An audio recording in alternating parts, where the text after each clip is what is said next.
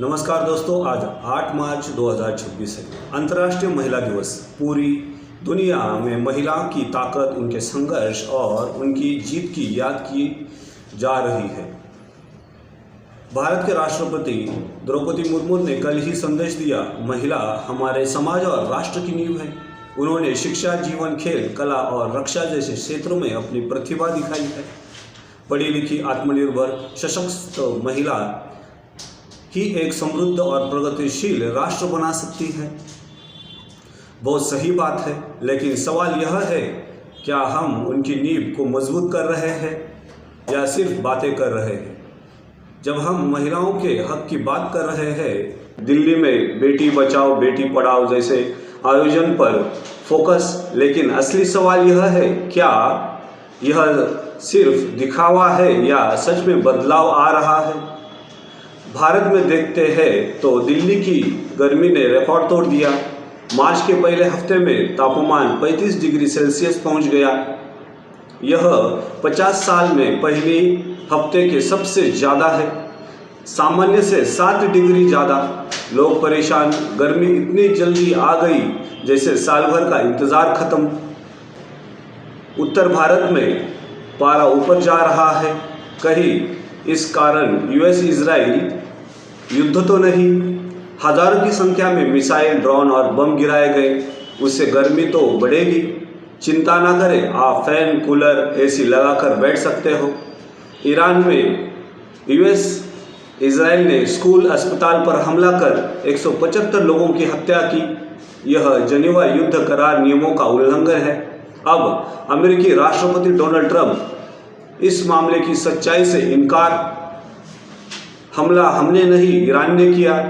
इतनी सच्चाई ट्रंप के शब्दों में।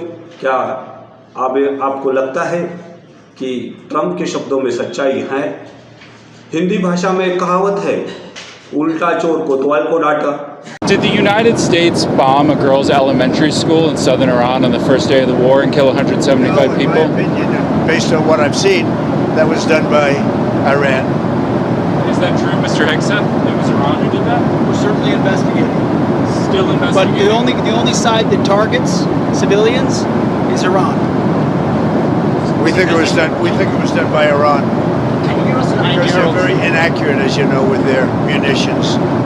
They have no accuracy whatsoever. It was done by Iran. Can you give us? Iran today accused the U.S. of getting a desalination plant in Iran, and they said that might open the door to other strikes on infrastructure, non-military. Allow us to also open the door to other strikes against them.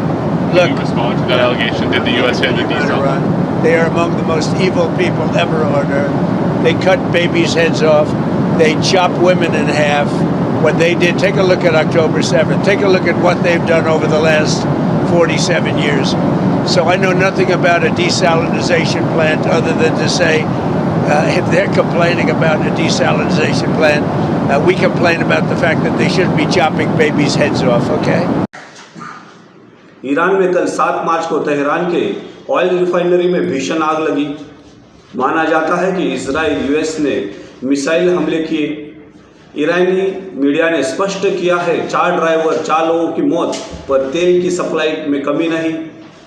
Iran के नए राष्ट्रपति Masoud Pezeshkian ने खुलकर खाड़ी देशों की माफ़ी मांगने का साहस दिखाया। भले ही उनकी छाती 56 इंच की ना हो, फर्क नहीं पड़ता, पर अपने कर्तव्य से मुंह छुपाकर नहीं बैठे। ईरान के राष्ट्रपति ने शर्त रखते हुए आगे कहा, हम पड़ोसी देशों पर तब तक हमला नहीं करेंगे जब तक पड़ोसी देशों की ज़मीन का इस्तेमाल ईरान के हमले के लिए नहीं किया जाता। ट्रंप ने ईरान से कहा है, बातचीत तभी होगी जब बिना शर्त सरेंडर होगा, और आगे चेतावनी भी दी कि हमला किया जाएगा। मसूद पेजेश्कियान ईरान के राष्ट्राध्यक्ष, भले ही उनकी आंख लाल नहीं थी। अमेरिका ट्रंप को कहा, यूनाइटेड स्टेट की बिना शर्त सरेंडर की मांग एक सपना है जिसे उन्हें अपने कब्र तक साथ ले जाना चाहिए। क्या ईरान युद्ध के लिए तैयार है? ईरान ने दावा किया है, अमेरिका का उन्नत तहाड़ terminal high altitude aerial defence radar system को मिसाइल हमले में नष्ट कर दिया। यहाँ तक $300 मिलियन का रक्षा सिस्टम था, जिसके नष्ट होने से अमेरिका को भारी नुकसान हुआ है और मिडल ईस्ट में उनकी हवाई सुरक्षा कमज़ोर हो गई है। 10 रडार उड़ा दिए गए हैं। 7 दिन पहले यूएस अब्राहम लिंकन युद्ध नौका पर ईरान की मिसाइल हमला किया और भारी नुकसान पहुंचाया। कहाँ है अब्राहम लिंकन युद्ध नौका? अगर ठीक है तो अमेरिका क्यों उसे सही सलामत होने की खबर नहीं देता?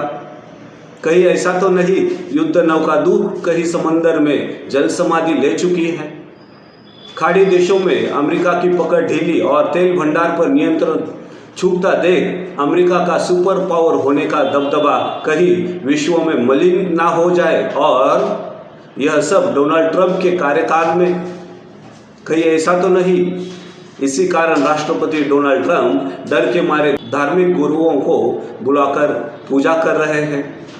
आप देख रहे थे ई भारत न्यूज़। मैं श्री हरि।